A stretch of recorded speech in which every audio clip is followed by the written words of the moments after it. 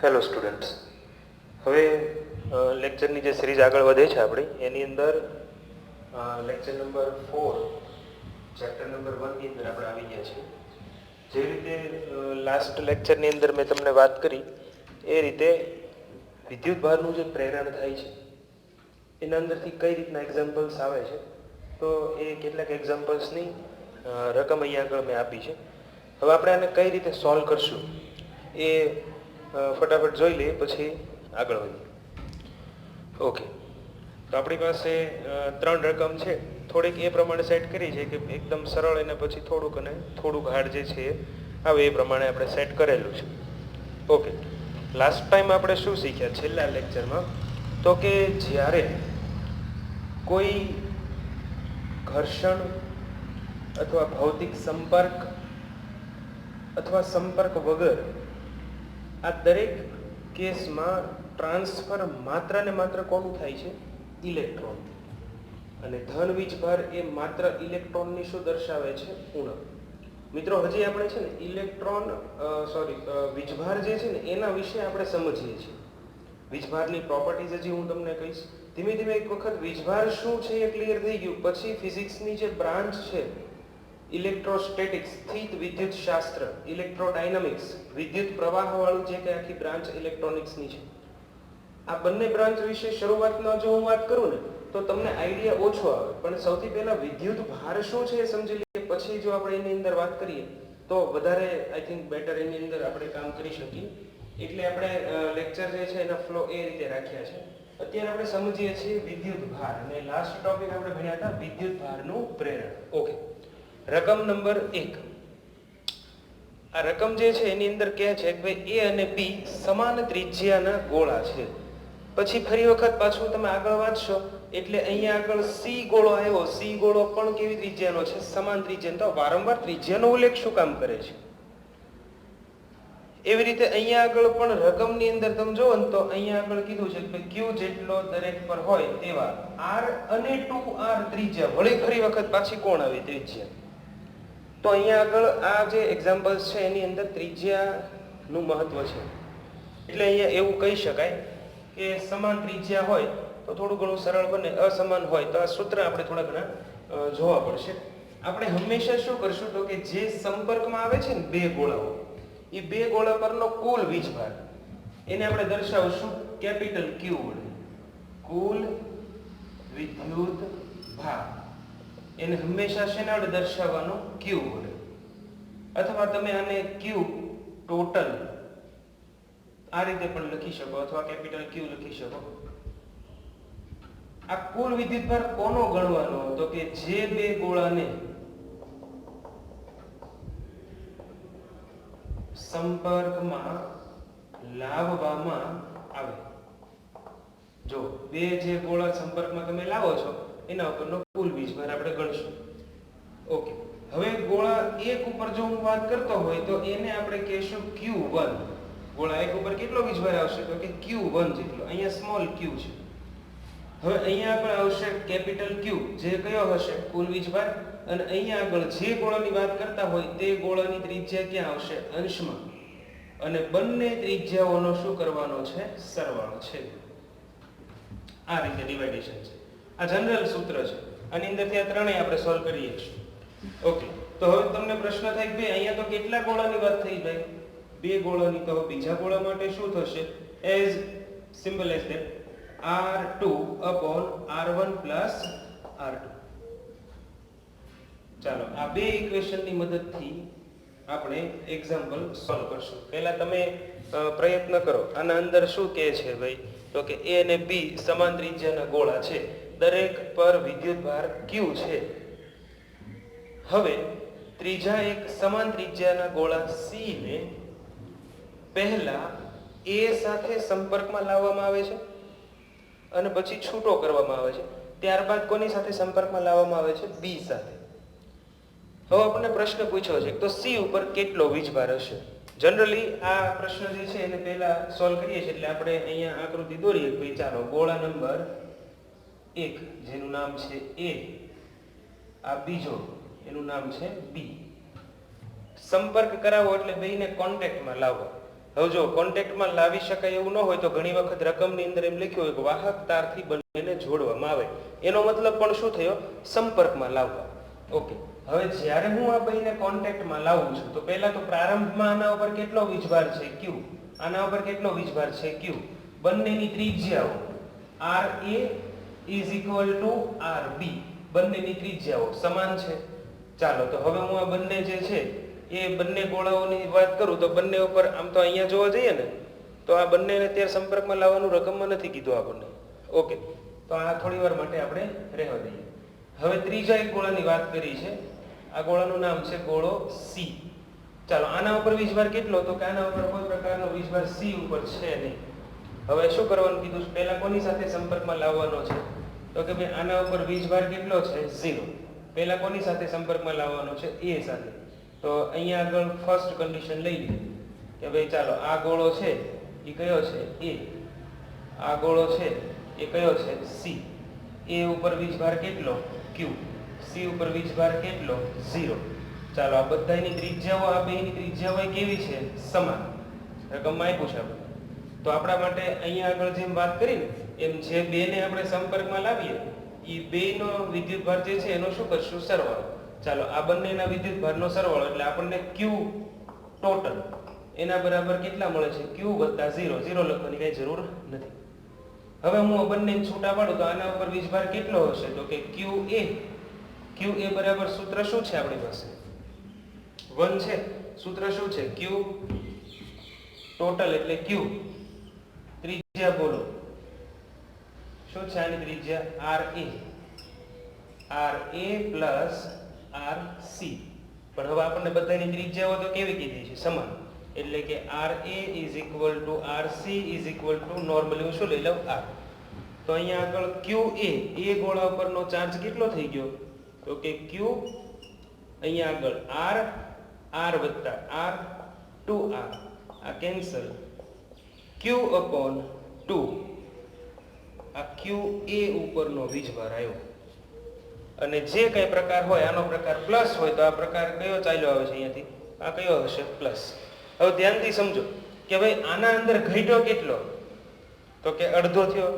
અડધો ઘટ્યો તો એ અડધો હશે ક્યાં? આના ઉપર. ઓકે, એના માટે સૂત્ર મૂકવું હોય તો તમે સૂત્ર મૂકીને પણ ગણતરી કરી શકો. QC is equal to plus Q. ચાલો અહીંયા આગળ શું આ A છે કારણ કે A નું જોતા હતા. અહીંયા શું આવશે? C. RA plus RC.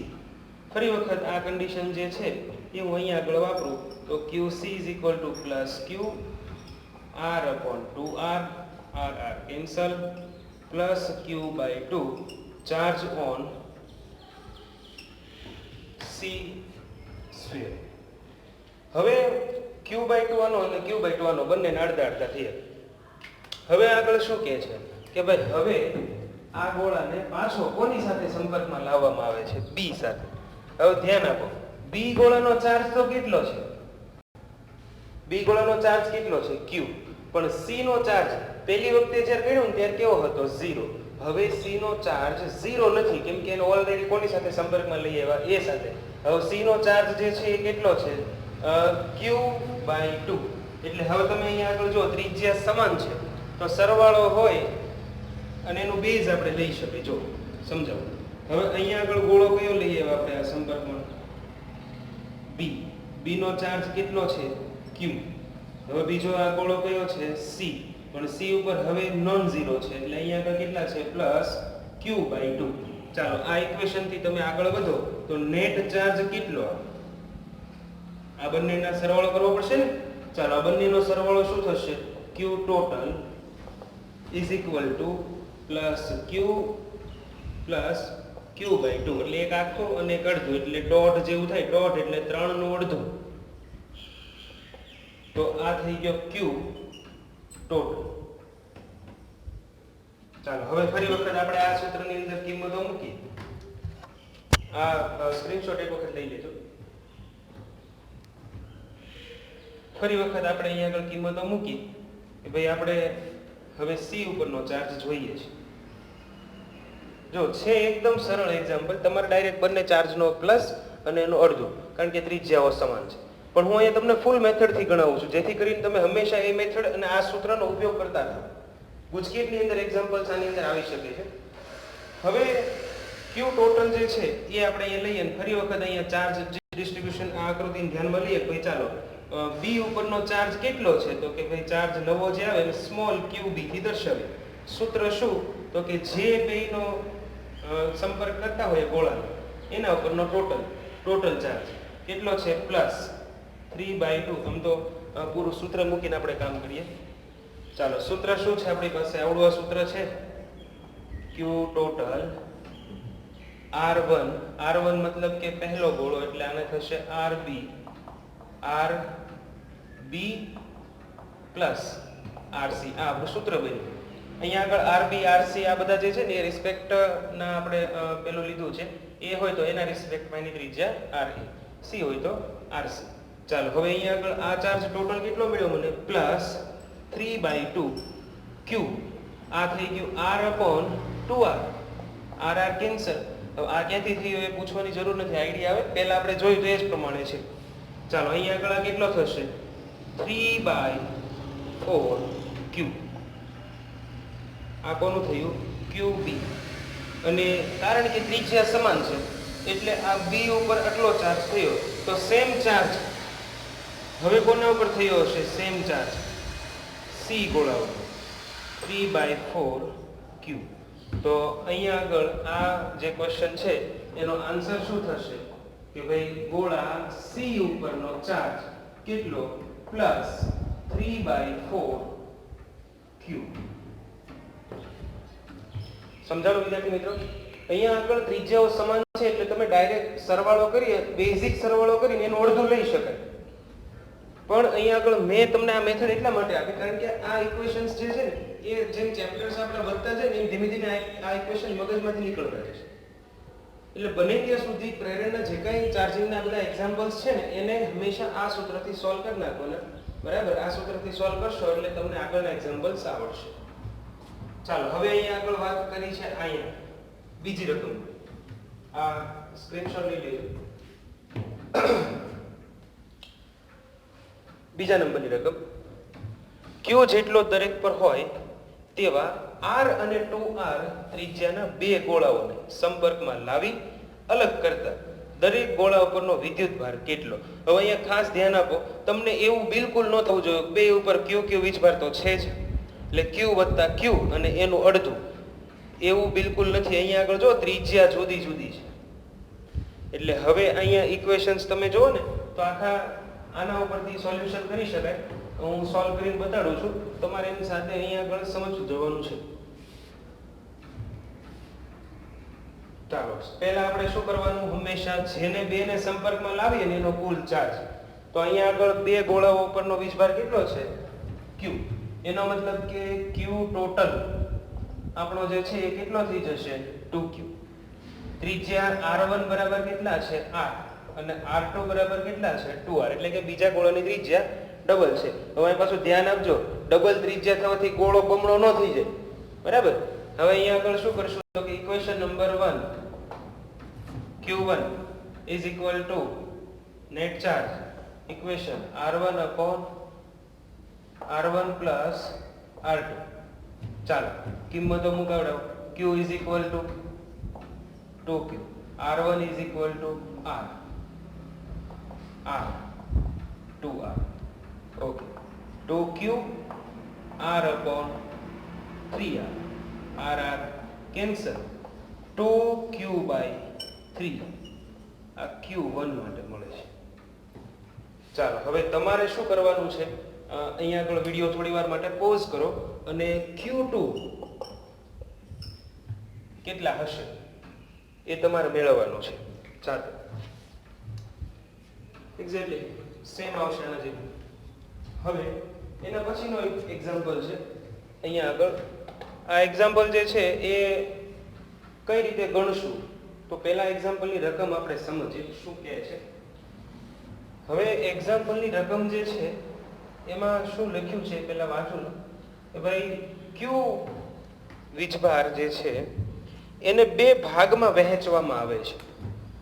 વીજભાર કેપિટલ Q ને સ્મોલ q અને કેપિટલ ક્યુ માઇનસ ક્યુ બે ભાગમાં વિભાજિત કરવામાં આવે છે અને તેમને એકબીજાથી આમ સેપરેટ થોડા કંઈક એપ્રોક્સિમેટ અંતર ઉપર મૂકવામાં આવે. જેવું મૂકે છે એટલે એના અંદર કયું બળ લાગવાનું? કુલમ નિયમ. કુલમનો નિયમ આગળ આપણે ભણશું. કુલમનો નિયમ છે એ વિદ્યુત ભારો વચ્ચે લાગતું બળ છે, એ આગળ હમણાં ભણશું. અને એ બળ જે છે એ અપાકર્ષી છે. તો અહીંયા રેશિયો એક ગુણોત્તર આપણને મેળવવાનો કીધો છે, કેપિટલ ક્યુ અપોન સ્મોલ ક્યુ. ઓકે, અહીંયા શબ્દ મહત્તમ જે લખ્યું છે ને એ મહત્વનો છે, હમણાં ખબર પડશે તમને. ચાલો, આપણી પાસે નેટ ચાર્જ કેટલો કીધો છે? ક્યુ. એના ભાગ શું પાડવાના? તો કે ક્યુ માંથી એક ભાગ પડશે સ્મોલ ક્યુ અને બીજો ભાગ જે પડશે એ વધેલો ભાગ. આમાંથી આને દૂર કરીએ એટલો તો વધ્યો કેટલો હશે? એ ભાગ, એટલે આ બીજો ભાગ. ચાલો, આ બે ચાર્જ, હવે આ બે ચાર્જને એકબીજાથી થોડાક દૂર મૂક્યા એટલે એકને હું કહી દઉં સ્મોલ ક્યુ અને એકને કહી દઉં ક્યુ માઇનસ સ્મોલ ક્યુ. ચાલો, આ બંનેને આપણે થોડાક દૂર મૂક્યા છે. હવે અહીંયા આ જે ચાર્જ છે એમની વચ્ચે કંઈક સેપરેટેડ ડિસ્ટન્સ હું લઈ લઉં r. આમ તો આ એક્ઝામ્પલ છે ને કુલમ્બનું એક્સપ્લેનેશન નહીં સમજાય ત્યાં સુધી આપણને કેમ અહીંયા કયું સૂત્ર લાગુ પડે છે ને નહીં આઈડિયા આવી શકે. એટલે એવું કરો કે આ એક્ઝામ્પલ છે એ સ્કીપ રાખીએ અને નેક્સ્ટ જે આપણું છે ને સેશન એની અંદર જ્યારે કુલમનો નિયમ ભણીએ ને ત્યારે ચોક્કસથી આ એક્ઝામ્પલ હું કરાવીશ. કેમ કે હવે શું છે, બંને વચ્ચે અંતર આવ્યું, ચાર્જ આવ્યો, એટલે કુલમનો નિયમ મારે અહીંયા આગળ લગાડવો પડશે. બરાબર, એટલે થોડી વાર માટે જે છે આને આપણે સ્કીપ કરીએ અને આગળ વધીએ.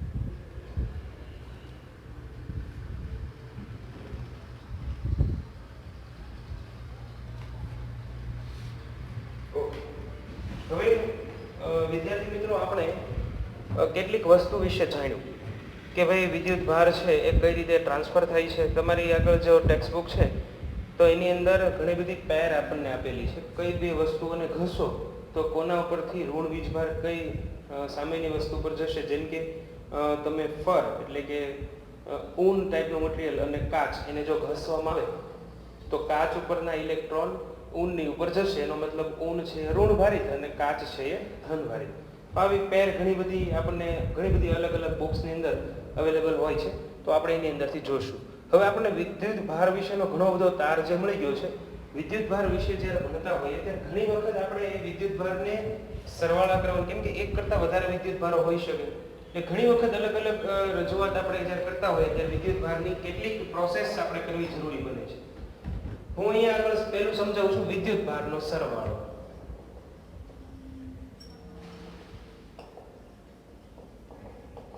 અત્યારે આ જે ટોપિક ચાલે છે ને આ બધા એકદમ બેઝિક ટોપિક છે.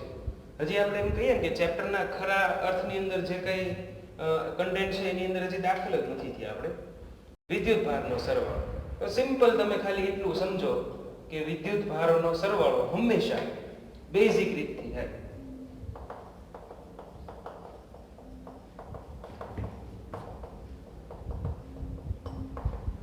બેઝિક સરવાળાની રીતથી થાય. ચાલો, શું છે બેઝિક સરવાળાની રીત? તો કે ભાઈ ચાર્જ કેટલા પ્રકારના જોઈએ? તો કે બે, ધન હોઈ શકે, ઋણ હોઈ શકે. તો હવે અહીંયા આગળ હું એમ કહું કે મારી પાસે +1 coulomb, -2 coulomb, +3 coulomb, +5 coulomb, -4 coulomb, આવા બધા ચાર્જ આપેલા છે કોઈ એક જગ્યા ઉપર. તો મારે આનો બેઝિક સરવાળો કરવો પડે. કયો સરવાળો કરવો પડે?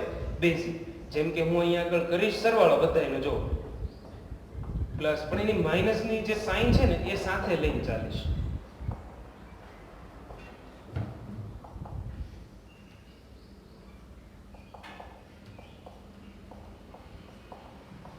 ચાલો, આ રીતે જો સરવાળો બોલે પણ અહીંયા આગળ જે સાઇન કન્વેન્શન આના છે ને એ બધા હું માઇનસ પ્લસ બધા સાથે લઈને ચાલીશ.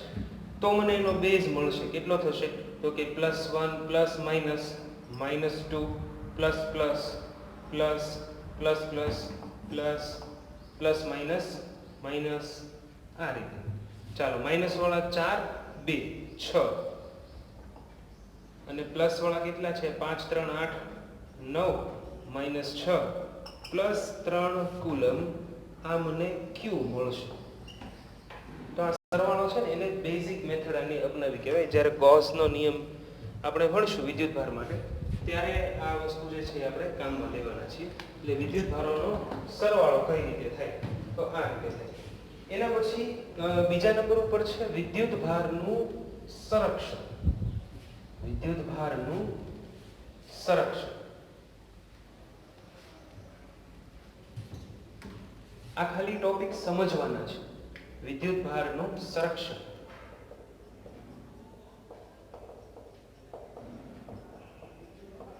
તમે ઊર્જા સંરક્ષણનો નિયમ સાંભળ્યો છે કે ઊર્જાનું ક્યારેય ઉત્પત્તિ કે એનો નાશ શક્ય નથી. તો માત્ર આપણે શું કરી શકીએ? એક સ્વરૂપમાંથી બીજા સ્વરૂપમાં રૂપાંતરણ કરી શકીએ. કંઈક એના જેવી સંરક્ષણની બાબત જે છે એ અહીંયા આગળ વાત કરે છે કે વિદ્યુત ભારનું સંરક્ષણ એટલે કે વિદ્યુત ભારને તમે ઉત્પન્ન કરી શકતા નથી અને એનો નાશ થતો નથી. ખાલી સમજવા પર તમને વાત કરું. જેમ કે કોઈ એક આ મટીરિયલ છે, આના અંદર જેટલા પ્લસ એટલા માઇનસ છે. તો આનો વિદ્યુત ભાર કેટલો? આનો વિદ્યુત ભાર 0.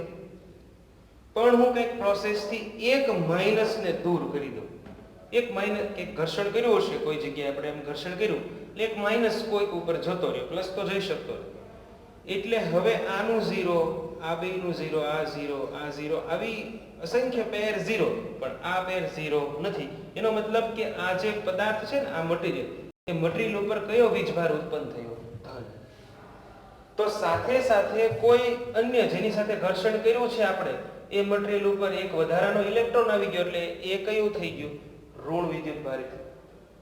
તો એવું કહી શકાય કે વિદ્યુત ભાર જે છે ને એને ક્યારેય આપણે ઉત્પન્ન કરી શકતા નથી અને એને ક્યારેય એનો નાશ થઈ શકતો નથી. માત્ર આપણે એનું શું કરીએ? ટ્રાન્સફર કરીએ છીએ.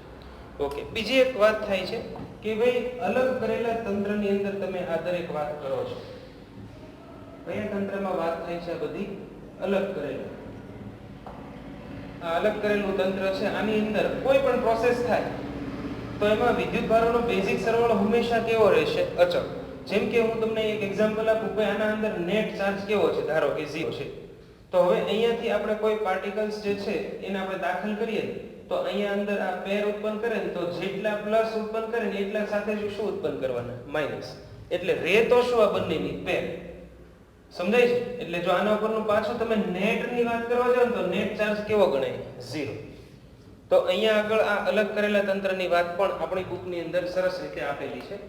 અલગ કરેલા તંત્રમાં એવી જ પ્રોસેસ શક્ય છે કે જેનાથી પરિપથ જે તંત્ર જે છે એના મૂળ વીજભાર જે છે એમાં કોઈ ફેરફાર થતો ન.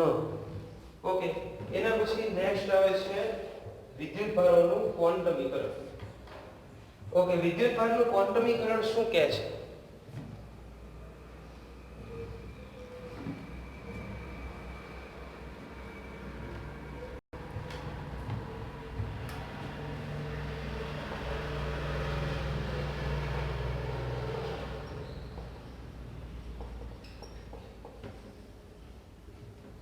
વિદ્યુત ભારનું ક્વોન્ટમીકરણ.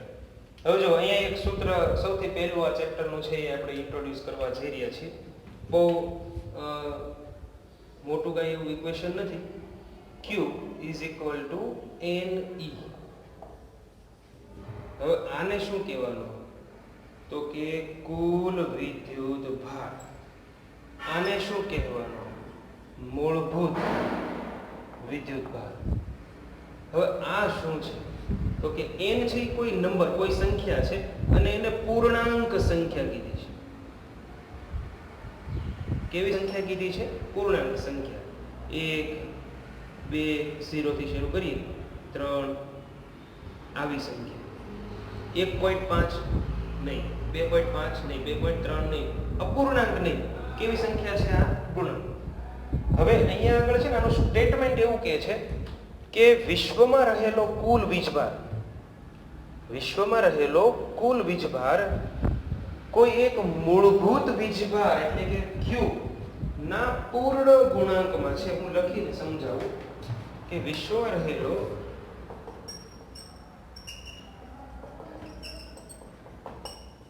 કુલ વીજભાર એટલે કોણ? આપણો કેપિટલ Q એ મૂળભૂત વીજભાર એટલે કોણ? સ્મોલ e પૂર્ણ ગુણાંક એટલે કોણ? n માં હોય. જો પૂર્ણ ગુણાંકનો મતલબ તમને સમજાવું. વીજભાર આપણે મન ફાવે કોઈ પણ ન લઈ શકાય. હવે જો તમને હું એમ કહું કે ભાઈ ચાલો વીજભાર વિશે આપણે વાત કરવી છે, તો અહીંયા આગળ Q = NE આપણું સૂત્ર છે. તો હવે E બરાબર આપણને કેટલા મળેલા છે ભાઈ? E બરાબર આપણે મેળવેલા 1.6 × 10⁻90 કુલમ. ઓકે, તો અહીંયા આગળ Q કેટલા સંભવી શકે? તો કે ભાઈ જો n બરાબર હું કેટલા લઉં 1, તો અહીંયા આગળ Q સંભવી શકે 1.6 × 10⁻90 કુલમ. n = 2. જો 1 પછી ડાયરેક્ટ શું લઈ શકાય? 2. 1.5 n માં શક્ય નથી, કારણ કે એને આપણે કયો ગુણાંક કીધો છે? પૂર્ણ ગુણાંક. એટલે અહીંયા આગળ લઈ શકાય Q = આના બરાબર 2 મૂકીએ એટલે 1.6 × 2 3.2 10⁻19 n બરાબર 3. બોલો કેટલા થશે? 4.8 10⁻19. આવી રીતે તમે 4 લ્યો, 5 લ્યો, 6 લ્યો. હવે તમને હું સમજાવું. જો હજી આપણે 4 નો લખી દઈએ એટલે વધારે આઈડિયા રહે. 6.4 10⁻19 તમે 10 સુધી લખજો, બરાબર? એટલે તમને આઈડિયા આવી જશે. હવે આ તમને ક્વોન્ટમીકરણ શું સમજાવે કે ભાઈ ગમે વીજભાર શક્ય નથી. હવે મને મન થયું ભાઈ ચાલો હું એમ કહું કે ભાઈ વીજભાર 3 × 10⁻19 કુલમ છે, તો મને ખબર પડે કે આ ક્યારે શક્ય નથી. શું કામ ખબર પડે? કારણ કે વીજભારના જે અંકો છે ને એ કઈ રીતે ચાલે? 1.6 પછી સીધું કેટલો આવે? 3.2. 3.2 પછી સીધો કેટલો વીજભાર આવે? 4.8. વચ્ચેના આંકડાઓ શક્ય નથી. જો આ 3 જે છે ને 3 એ કોની વચ્ચે છે? 1.6 અને 3.2 ની વચ્ચેનો છે, પણ એવો કોઈ વીજભાર વ્યવહારમાં શક્ય નથી. એટલે ટૂંકમાં એટલું જ કહેવા માંગે છે કે આને તમે ડિવાઈડ કરી શકતા નથી. આ કા આખું વધે 1.6 × 10⁻90 જેટલું આખું વધે, અને કા 1.6 × 10⁻90 કુલમ જેટલું ઘટે. ક્યારે એનાથી વચ્ચેનો ગેપ જે છે તમે એમ કહો કે ભાઈ અહીંયા ચાલો 3.5 × 10⁻19 કુલમ વીજભાર છે, તો તમારે જોવાનું ભાઈ ચાલો આમાં છે કે આવું આવે છે? નહીં. 4.8 આવે સીધું. 3.2 પછી કેટલા આવ્યા? 4.8. વચ્ચેનો વીજભાર આવડો આવે, શક્ય નથી. આ થયો ક્વોન્ટમીકરણનો અર્થ. જે અહીંયા આગળ ક્વોન્ટમીકરણ કીધું ને વિદ્યુતભારનું શું છે? ક્વોન્ટાઇઝેશન. તો અહીંયા આગળ વીજભાર હંમેશા કેટલા ગુણાંકમાં વધી શકે? તો કે 1.6 × 10⁻90 કુલમ જેટલો વધે, અને કા એના ગુણાંકમાં શું થશે? ઘટશે. જો આ દરેક જે છે તમે લખતા જશો તો તમને આઈડિયા આવશે. ઘણા બધા, ધારો કે 5 × 10⁻19 એ પણ શક્ય નથી. ટૂંકમાં જેની અંદર આ પૂર્ણ ગુણાંક આવતો હોય, તમે આપેલા કુલ વીજભાર જે છે ને આવડો એને આ કુલ વીજભાર છે ને એને 1.6 જો આ સૂત્ર Q = NE Q/E = N, એટલે કે આ Q એને ભાગાકાર કોના વડે કરવાનો? 1.6 × 10⁻90 વડે. અને એનો જવાબ n બરાબર શું આવવો જોઈએ? પૂર્ણાંક જવાબ આવવો જોઈએ. કેવો જવાબ આવવો જોઈએ? પૂર્ણાંક. 1 2 3 આ જવાબ આવશે ને તો એ વીજભાર શક્ય ગણાય, નહીતર એ વીજભાર શક્ય નથી. બરાબર? તો આ વિદ્યુતભારનું છે એ ક્વોન્ટમીકરણ. નેક્સ્ટ આપણો જે લેક્ચર હશે વિદ્યાર્થી મિત્રો, એની અંદર હવે વિદ્યુતભાર અને દળની સરખામણી કરશું કે વિદ્યુતભારના કેટલા ગુણધર્મો ક્યાં છે અને દળ એની સામે કઈ રીતે. કેમ કે બેઝિક આપણે જર્ની શરૂ કરીને ત્યારથી આ બધું છે ને આપણે દળની સાથે સરખાવીને વધારાનું બળ જોઈને એના પછી આ કાઢ્યું. બરાબર? તો નેક્સ્ટ લેક્ચરમાં એ વાત કરવાની છે